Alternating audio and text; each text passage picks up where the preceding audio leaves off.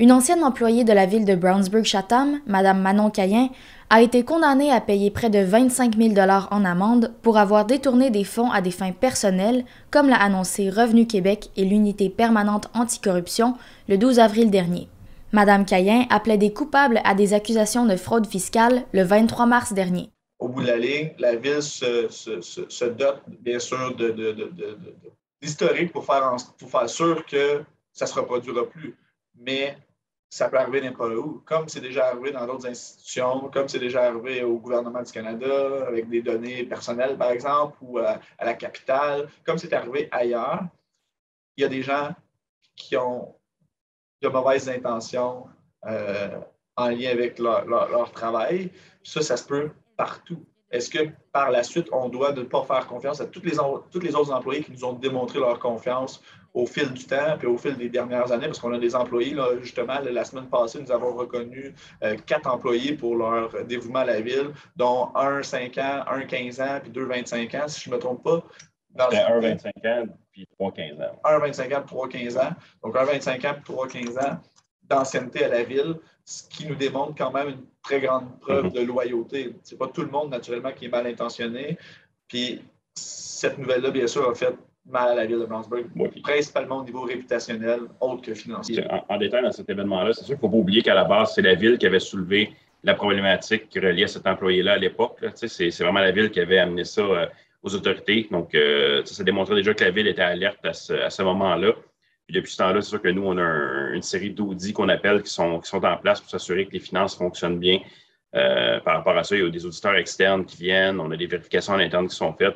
Honnêtement, on ne peut pas être plus catholique que ce qu'on fait en ce moment. Là. On est vraiment, comme je vous dis, on était déjà alerte à l'époque, on l'est encore plus aujourd'hui. Nous. Les sommes d'argent avaient été détournées en 2018 et en 2019 et remontent à un total de plus de 12 500 $. On entend aussi que c'est toujours plus difficile dans les états financiers de retracer de petites sommes que de grandes sommes. Ici, dans ce cas-là, on parle de 14 000 $ approximativement. Je n'ai pas le montant exact sous la main, là, mais on parle dans les 14 000 $. On ne parle pas dans les 140 000 $. On s'entend qu'en tant qu'analyste financier, trouver une problématique en lien avec un poste budgétaire de 14 000 $ sur un budget de 14 millions, c'est plus difficile que de trouver une erreur ou un débalancement sur 140 000 sur un budget de 14 millions, par exemple. Selon Revenu Québec, Mme Cayen était employée comme préposée aux requêtes et aux services à la clientèle de la municipalité.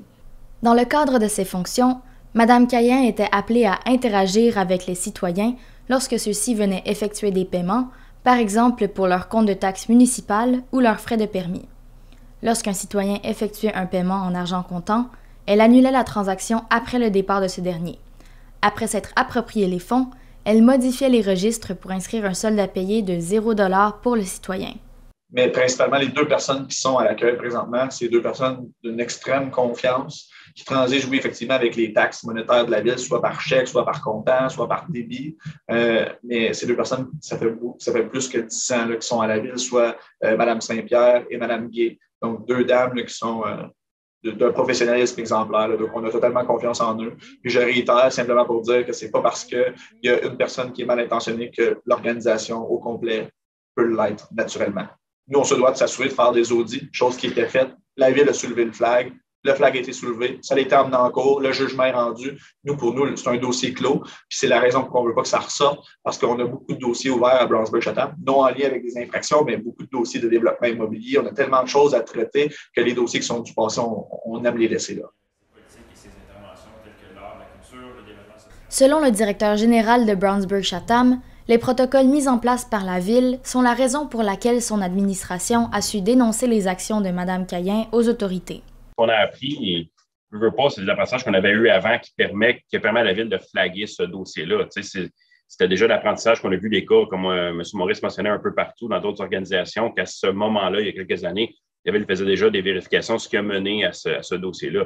Donc, depuis ce temps-là, c'est sûr que nous, on est toujours aussi, sinon plus, dans les vérifications par rapport à des dossiers, que ce soit la directrice des finances, son adjointe, qui valide toujours toutes les entrées et sorties d'argent. On a une trésorière qui est assez à cheval sur tout ce qui est principe financier.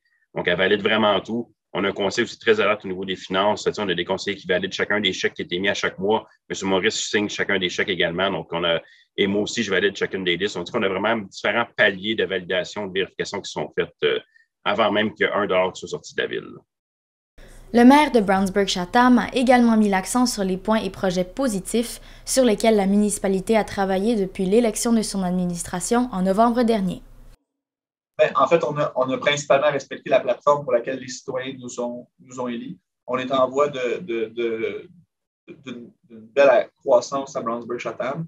On a 5 nouveaux développements, dont 3 qui ont été présentés, mais il y en a deux autres qui sont encore sur la table d'où on travaille. Donc, une grande majorité de la population qui va venir s'installer à Brownsburg-Chatham, d'où il va y avoir des commerces de proximité qui vont pouvoir s'installer. Ça, c'est sans parler du marché festif qui a eu sa première édition en décembre dernier, début décembre dernier, d'où on va relancer les festivités pour cette année.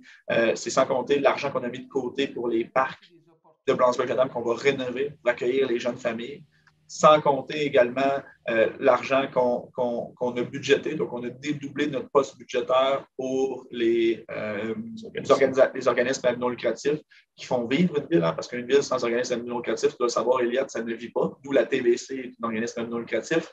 Donc, à partir de là, on a dédoublé le poste budgétaire. Nous, on a déjà remis la moitié du poste budgétaire, qui était initialement notre poste budgétaire complet. Donc, ça va permettre d'avoir peut-être le souffle plus long là, pour les organismes non lucratifs qui sont toujours à la recherche constante d'aide.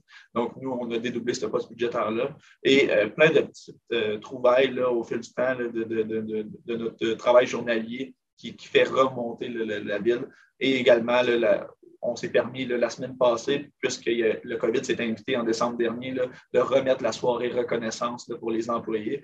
C'est un niveau record d'inscription qu'on a eu des employés. Donc, les employés retrouvent tranquillement la fierté à leur municipalité. Ils retrouvent tranquillement le goût de travailler parce que ça doit être difficile quand même pour un employé de travailler chez nous dans les dernières années, d'aller dans ses soupers de famille, par exemple, pour Noël ou pour la Pâques, par exemple, et de toujours avoir des discussions négatives avec son employeur, envers son employeur plutôt, qui est la ville de Brownsburg-Chatham. Donc, on a vu vraiment là, un bel engagement des employés qui ont emmené leurs conjoints, qui ont emmené leur famille, qui se sont invités. On avait une petite surprise pour eux, on leur a réservé une petite surprise.